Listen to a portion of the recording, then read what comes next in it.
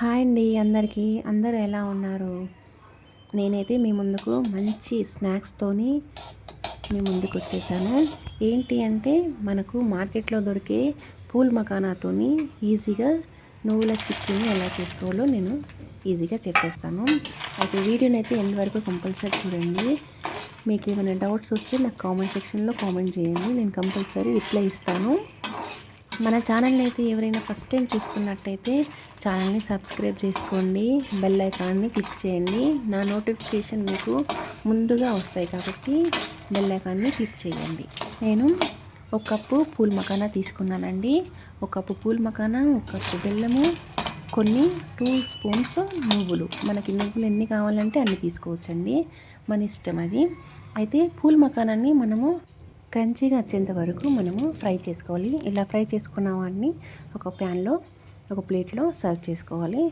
మళ్ళీ అదే pan stove పైన పెట్టి మనం కప్పు బెల్లం తీసుకున్నాం కదా, ఆ కప్పు బెల్లంని అందులో కడాయిలో వేసేసుకోవాలి.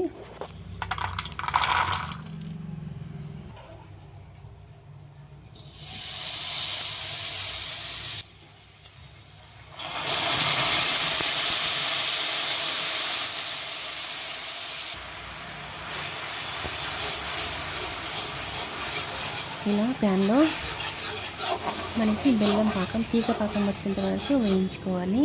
ఒక కప్పు బెల్లంకి కొద్దిగా వాటర్ వేసుకోవాలండి, ఎందుకంటే మనకి తొందరగా బెల్లం పాకం వస్తుంది.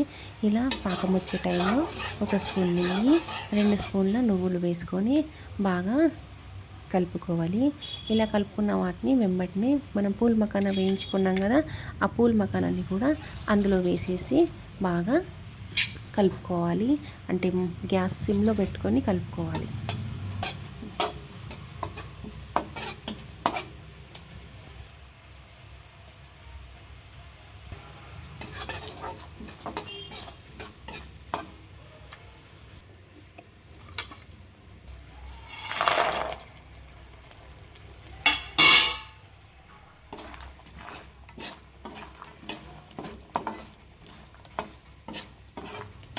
చూడండి, ఈ విధంగా కలిపేసుకోవాలి. సిమ్లో పెట్టుకోవాలి. ఒక 3 మినిట్స్ అలా కలుపుకొని గ్యాస్ ఆఫ్ చేసేస్తే సరిపోయింది. మనకి నువ్వులు, బెల్లం అనేది మొత్తం మనకి పూల్ మకానాకి మంచిగా అబ్జర్వ్ చేసుకొని అతుక్కుంటుంది. ఇలా ఒక ప్లేట్కి నెయ్యి రాసుకొని అందులో ఇవి సర్వ్ చేసుకుంటే రెడీ అయిపోతుందండి. చూడండి, చూస్తే చిక్కీ లాగా అనిపిస్తుంది కదా, కాకపోతే ఇది పూల్ మకానా చిక్కీ అండి, నువ్వుల చిక్కీ.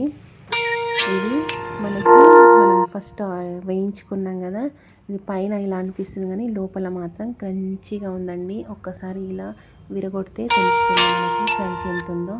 చూసారు కదా, ఆ విధంగా పిల్లలు కూడా ఇష్టంగా తింటారు. దీన్ని మనం ఒక టిన్లో స్టోర్ చేసుకుంటే పిల్లలకు ఈజీగా ఈవినింగ్ స్నాక్స్ అయినా, బాక్స్లో స్నాక్స్ అయినా ఈజీగా పెట్టొచ్చు.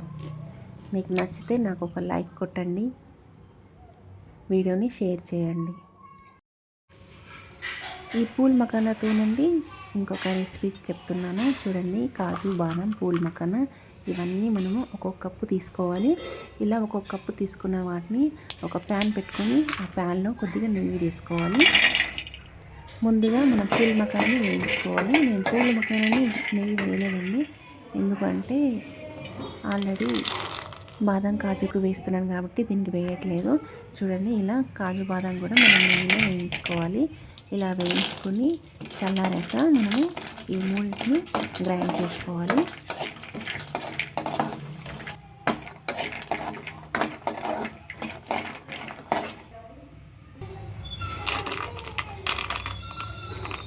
ఇలా మనం మిక్సీలో వేసుకొని అందులో 4-5 యాలకులు వేసుకొని ఇలా మనం గ్రైండ్ చేసుకోవాలి. మనకి మొత్తం సాఫ్ట్గా రావాలండి. చూడండి, ఈ విధంగా సాఫ్ట్గా వచ్చి ఒక ప్లేట్లో సర్వ్ చేసుకోవాలి. నెక్స్ట్ ఖర్జూరా ఉంటుంది కదండి, మనం గింజలు తీసేసుకొని దాన్ని కూడా మనం మంచిగా గ్రైండ్ చేసుకోవాలి. ఇలా గ్రైండ్ చేసుకున్న డేట్స్ని పౌడర్లో మిక్స్ చేసేసుకోవాలి. మొత్తం మనకి ఆ డేట్స్కి, ఆ పౌడర్కి మొత్తం మిక్స్ అయిపోవాలండి. మనకి ముద్దలాగా రావాలి. కావాలనుకుంటే మీరు నెయ్యి కూడా యాడ్ చేసుకోవచ్చు ఇందులో. ఇలా మొత్తం మిక్స్ అయిపోయాక చూడండి, ఈ విధంగా ముద్దలాగా కావాలి. ఇలా కాకుండా పిల్లలకి ఇలా కాకుండా వెరైటీగా చేయడానికి నేను ఒక ట్రై చేశానండి. ఇలా మొత్తం ప్లేట్లో బాగా ప్రెస్ చేసుకొని దానిపైన నేను చాక్లెట్ రెసిపీని యూస్ చేశాను. చాక్లెట్ని బాగా పూసేసి దానిపైన మనము కాజు బాదం మిక్సీ పౌడర్ ఉంటుంది కదా, మిక్సింగ్ చేసిన పౌడర్, ఆ పౌడర్ని ఇలా చల్లుకోవాలి. ఇలా చల్లుకున్న దానిపైన మనకు నచ్చిన విధంగా షేప్స్ని మనం కట్ చేసుకోవాలండి. చూడండి, నేనైతే 10 షేప్స్ కట్ చేస్తున్నాను. పిల్లలకైతే చాలా ఇష్టంగా తింటారు కాబట్టి ఇది వెరైటీ కనబడుతుంది ఏందనేది తింటారు. దీనిపైన చాక్లెట్ రెసిపీని వేసాం కాబట్టి వాళ్ళకి డ్రై ఫ్రూట్ అని అస్సలు ఏమీ తెలియదండి. అసలు ఇంత ఆలోచన కూడా రాదు. ఎందుకంటే చాక్లెట్ ఉంది కదా, అబ్బా ఎమ్మి తినేస్తారు. చూడండి, ఈ విధంగా అయితే తయారు చేశాను. మీరు కూడా ఒకసారి ఈ విధంగా ట్రై చేయండి. డ్రై ఫ్రూట్స్తో ఇంకొక రెసిపీని అయితే తయారు చేస్తున్నాను. చూడండి, కాజు బాదాన్ని బాగా వేయించుకొని నెయ్యిలో వేయించుకొని మిక్సీ జార్లో వేసుకోవాలి. ఇందులోనే మన పచ్చి తురుము ఉంటుంది కదా, పచ్చి కొబ్బరి తురుము ఇలా మిక్సీ చేసుకొని దాన్ని కూడా నెయ్యిలో బాగా వేయించుకోవాలి. ఇలా వేయించుకున్న దీన్ని పక్కన పెట్టుకోవాలి. అలాగే ఇవి అయిపోయినాక ఓట్స్ ఉంటాయి కదా, మనము తినే ఓట్స్, ఆ ఓట్స్ని కూడా మనము కొద్దిగా లైట్గా వేయించుకోవాలి. ఇలా వేయించుకున్న దాన్ని మిక్సీ జార్లో వేసుకొని మిక్సీ గ్రైండ్ చేసుకోవాలండి.